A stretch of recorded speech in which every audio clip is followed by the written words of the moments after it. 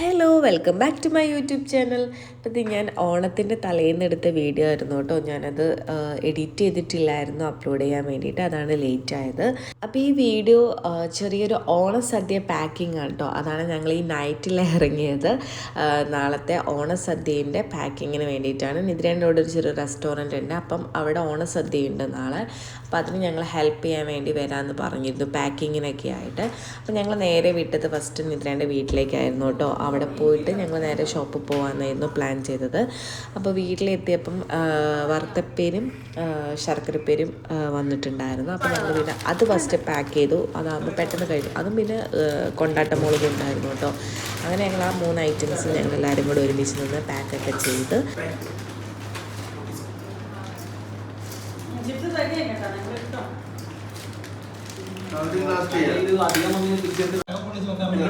അങ്ങനെ ഞങ്ങൾ ഈ ഐറ്റം പാക്കിംഗ് ഒക്കെ കഴിഞ്ഞിട്ടുണ്ടായിരുന്നു. ഈ 3 ഐറ്റം ഞങ്ങൾ പെട്ടെന്ന് തന്നെ പാക്കിംഗ് ഒക്കെ ചെയ്ത് സെറ്റാക്കി വെച്ചിട്ടുണ്ടായിരുന്നു. പിന്നെ ഞങ്ങൾ അവിടെ നിന്ന് നേരെ ഫുഡ് കഴിക്കാനായിട്ടോ ഇറങ്ങിയിരുന്നത്.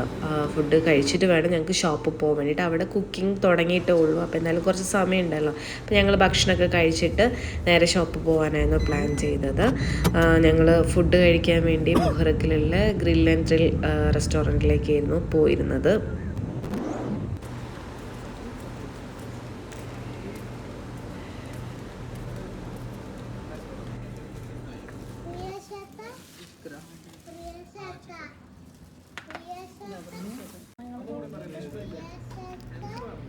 ഫുഡൊക്കെ കഴിച്ച് ഞങ്ങളിതാ ഇറങ്ങിയിട്ടുണ്ടായിരുന്നു. ഞങ്ങൾ നേരെ പോയത് ഷോപ്പിലേക്കാണ്. അവിടെ എത്തുമ്പോൾ തന്നെ അവിടെ അച്ചാറും പുളിങ്കറിയൊക്കെ ഓൾറെഡി സെറ്റാക്കി വെച്ചിട്ടുണ്ട്. പിന്നെ അത് ഓരോ മെയിൻ ഐറ്റംസ് ഇതാ വന്നുകൊണ്ടിരിക്കുന്നുണ്ട്.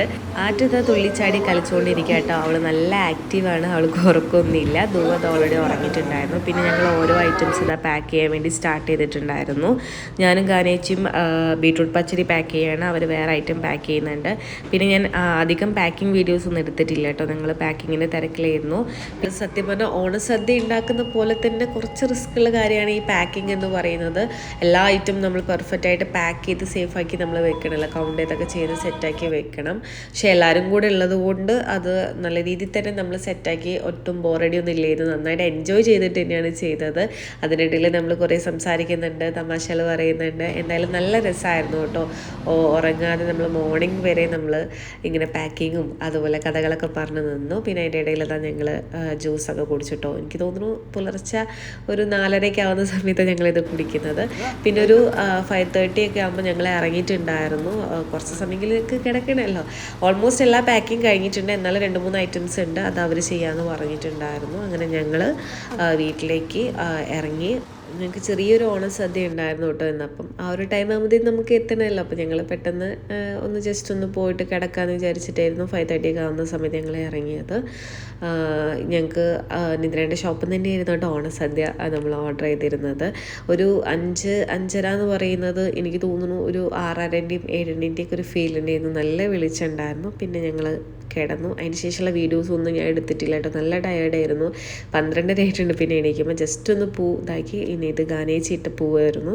പിന്നെ ഞങ്ങൾ അവിടെ പോയിട്ട് ഓണസദ്യയൊക്കെ കഴിച്ചു. ഹാപ്പി ഓണം.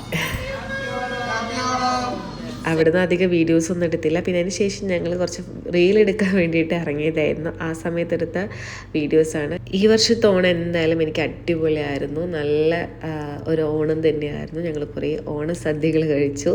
ഈ വർഷം കുറേ ഓണ പ്രോഗ്രാംസ് ഉണ്ടായിരുന്നു. പിന്നെ ഷോപ്പിലായാലും എല്ലാം കൊണ്ടും നല്ലൊരു എക്സ്പീരിയൻസ് ആയിരുന്നു. എനിക്ക് ഭയങ്കരമായിട്ട് ഇഷ്ടപ്പെട്ടു. അപ്പോൾ ഇത്രയുള്ള എൻ്റെ വീഡിയോ ഇഷ്ടപ്പെട്ടൊന്ന് ലൈക്ക് ചെയ്യുക, സബ്സ്ക്രൈബ് ചെയ്യാൻ, സപ്പോർട്ട് ചെയ്യുക. Thank you.